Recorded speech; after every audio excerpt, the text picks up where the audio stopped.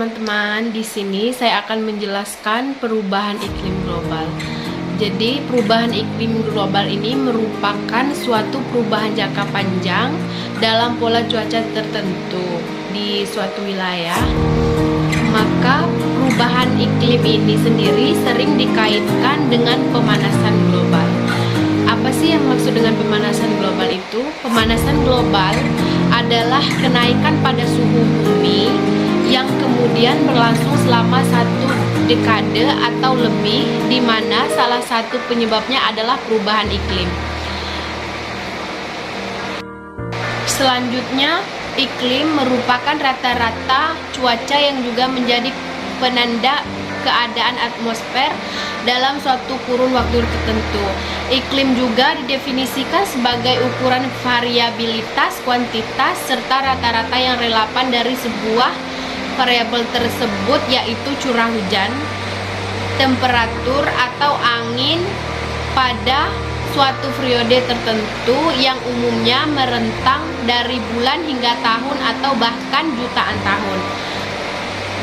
Iklim sendiri berubah secara terus-menerus karena adanya interaksi atau suatu komponen dan faktor eksternal, misalnya pada erupsi vulkanik, variasi sinar matahari, serta faktor-faktor yang disebabkan oleh kegiatan manusia seperti pada perubahan penggunaan lahan serta penggunaan bahan bakar fosil.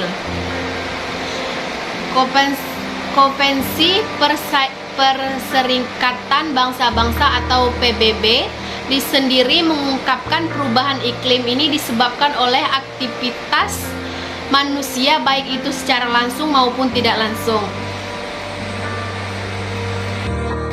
Adapun komposisi atmosfer dalam global ini diantaranya komposisi material atmosfer bumi berupa gas rumah kaca atau GRK yang terdiri dari atas nitrogen, karbon dioksida, metana, dan lainnya.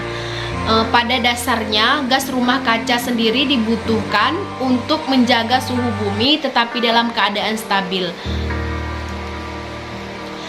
Adapun penyebab perubahannya iklim, yang pertama efek rumah kaca.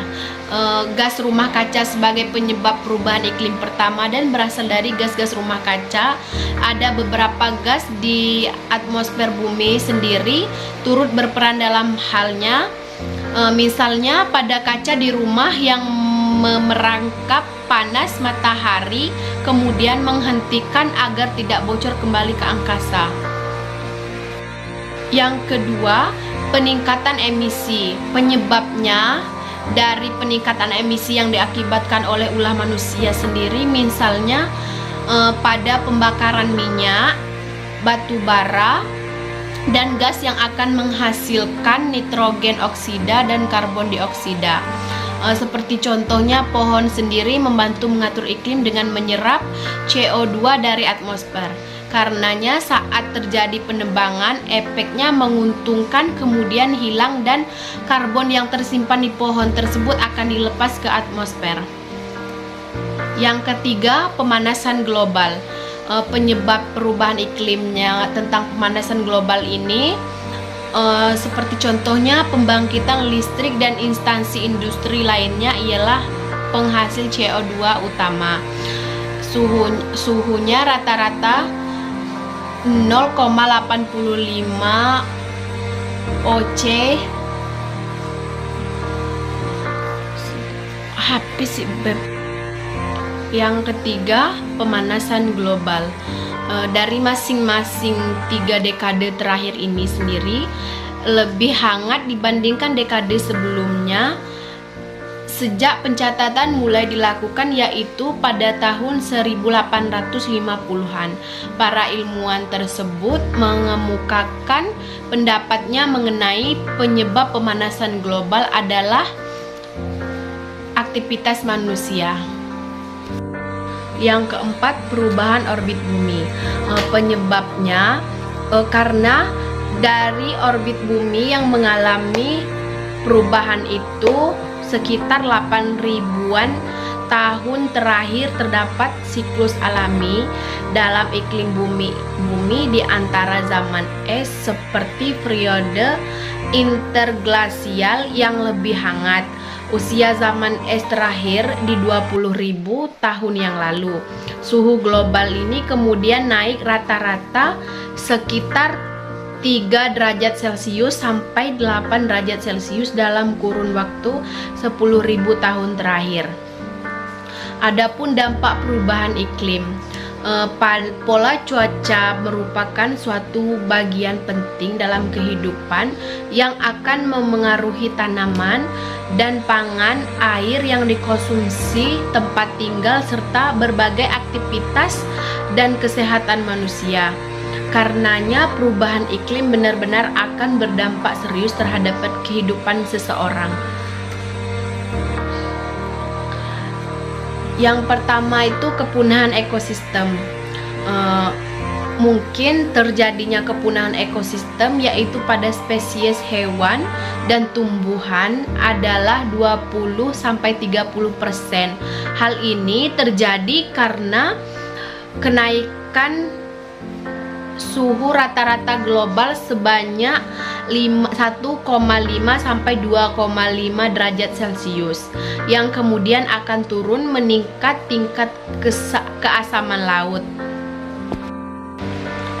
Kesimpulannya dari iklim global tersebut sangat memperhatikan masyarakat internasional sejak tahun-tahun yang lalu.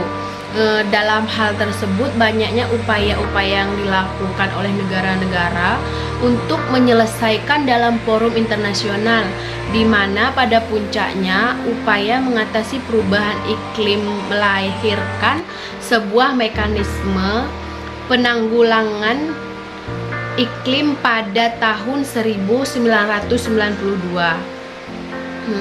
Mekanisme ini merupakan mekanisme internasional yang dituangkan ke dalam rezim internasional yang dikenal sebagai UNFEX. Rezim UNFEX ini telah melahirkan berbagai kesempatan terkait dengan upaya menanggulangi dampak perubahan iklim, mulai dari protokol Kyoto hingga mekanisme REDD+.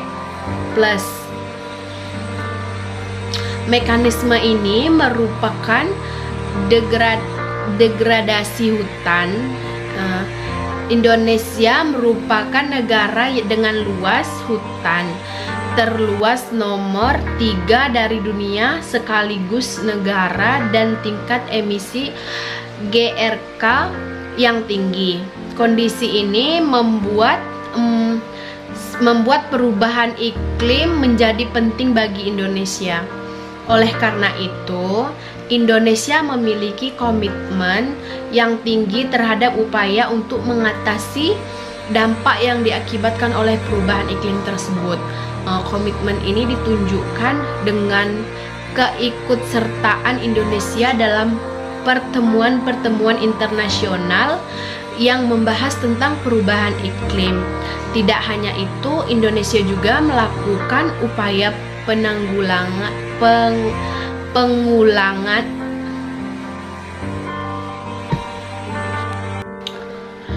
yang membahas tentang perubahan iklim. Tidak hanya itu, Indonesia juga melakukan upaya penanggulangan emisi GRK dengan target pengurangan mencapai 26% dengan usaha sendiri dan 41% dengan bantuan internasional.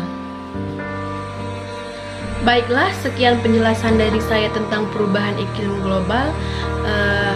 Saya pamit ya teman-teman.